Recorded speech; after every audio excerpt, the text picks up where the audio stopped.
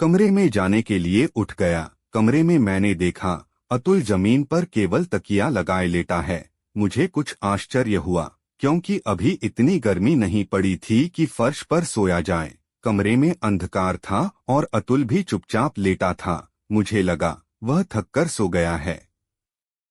Light जलाने से अतुल जाग जाएगा, इसलिए पढ़ना या लिखना तो हो नहीं सकता। उसकी कमी को मैं कमरे में चलकर ही पूरी करना चाहता था। इतने में मुझे अश्विनी बाबू का ख्याल आया। मुझे लगा मुझे जाकर देखना चाहिए। हो सकता है उनकी तबीयत ठीक न हो। उनका कमरा मेरे कमरे से 2 कमरे छोड़कर था। कमरा खुला हुआ था और मेरे आवाज देने पर कोई उत्तर नहीं मिला तो उत्सुकतावश मैं कमरे में घुसा। लाइट का स्विच दरवाजे के पीछे था। मैंने लाइट जलाकर देखा, कमरा खाली है। मैंने खिड़की के बाहर झांककर देखा तो कुछ भी नहीं दिखाई दिया। तो वास्तव में वे रात में गए कहाँ? एकाएक याद आया, हो सकता है वे नीचे डॉक्टर से दवा लेने गए हों। यह सोचकर मैं तेजी से नीचे गया। डॉक्टर का दरवाजा अंदर से बंद था। वे शायद सो गए थे। मैं दरवाजे के बाहर कुछ मिनट असमंजस में खड़ा रहा। मैं वापस जा ही रहा था कि मुझे कमरे के भीतर कुछ आवाजें सुनाई दी। अश्विनी बाबू ऊंची आवाज में कुछ कह रहे थे। पहले तो मुझे लगा मैं उनकी बातें सुनूं।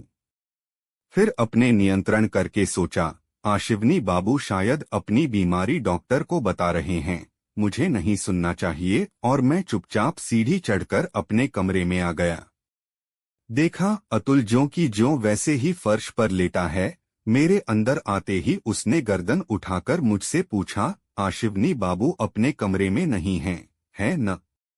मैं उसकी बात से चौंक गया। नहीं, पर क्या तुम सोए नहीं हो? हाँ, अश्विनी बाबू नीचे डॉक्टर के पास हैं। तुम्हें कैसे मालूम? इसके लिए बस एक काम करने जरूरत है। फर्श पर लेट जाओ और अपने कानों को तकिए से लगा दो। क्या तुम पागल हो गए क्या? उत्सुकतावश मैंने फर्श पर लेटकर तकिए पर कान लगाए। कुछ क्षण बाद मुझे दोनों आवाजें साफ साफ सुनाई देने लग गईं और तब मुझे अनुकूल बाबू की तेज आवाज सुनाई दी।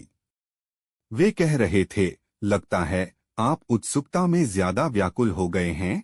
यह कुछ नहीं, यह केवल आपके मस्तिष्क का भ्रम है। गहरी नींद में ऐसा अक्सर हो जाता है। मैं आपको दवा दे रहा हूँ, उसे खाकर सोने चले जाएं। सुबह उठकर भी यदि आपको ऐसा कुछ लगे तो आप चाहे जो कर लीजिएगा। अनुकूल बाबू का उत्तर जरा अस्पष्ट था। नीचे से कुर्सी सरकाने की आवाजों से लगा कि दोनों उठ गए हैं। मैं यह कहते हुए फर्श से उठ गया। मैं तो यह भूल ही गया था कि डॉक्टर का कमरा हमारे कमरे के ठीक नीचे है। लेकिन आप क्या सोचते हैं, मामला क्या है? अश्विनी बाबू को हुआ क्या है? अतुल ने जम्हाई लेते हुए कहा, कौन जाने, बहुत रात हो गई, चलो सोते हैं। संदेह मिटाने के लिए मैंने पूछ लिया, आप फर्श पर क्यों लेटे थे? अतुल बोला, दिन भर सड़कों को नापते नापते मैं बहुत थक गया था और मुझे फर्श ठंडा लगा, इसलिए मैं लेट गया। लेकिन आपके आने से पहले इनकी आवाजें कान में पड़ने लगीं और मैं जाग गया। मुझे अश्विनी बाबू के सीढ़ियों पर चढ़ने की पदचाप सुनाई दी। वे अपने कमरे में घुसे और दरवाजा बंद की आवाज हुई। मैंने अपनी घड़ी देखी, 11 बज रहे थे। अतुल भी सो चुका था और मेस में सब शांत हो गया था।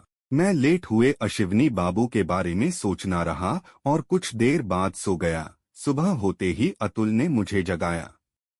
7 बजे थे। ए भाई उठो, यहाँ कुछ गोलमाल है। क्यों, क्या हुआ है? अश्विनी बाबू कमरा नहीं खोल रहे हैं।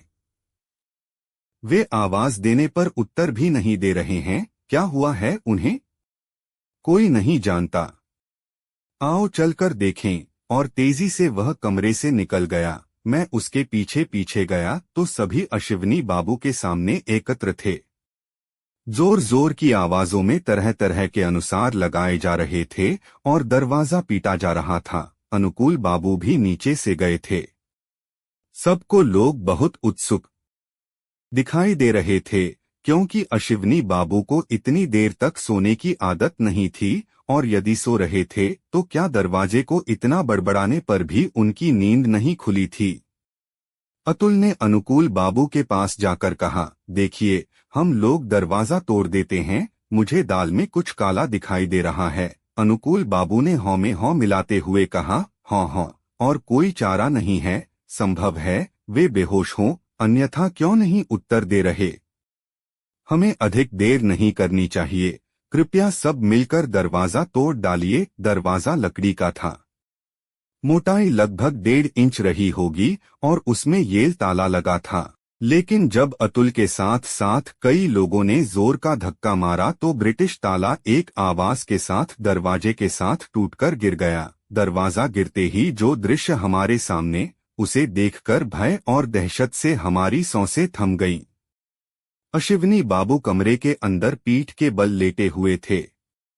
उनका गला एक ओर से दूसरी ओर तक कटा हुआ, खून की धार फर्श पर उनके सिर के नीचे से होते हुए कंधे के नीचे जमकर लाल मखमल के टुकड़े जैसी दिखाई दे रही थी। उनके दाहिने हाथ की उंगलियों के नीचे खून से लथपथ रेजर ब्लेड एक दुष्ट की तरह हमारी नजरों का मजाक उड़ा रहा था।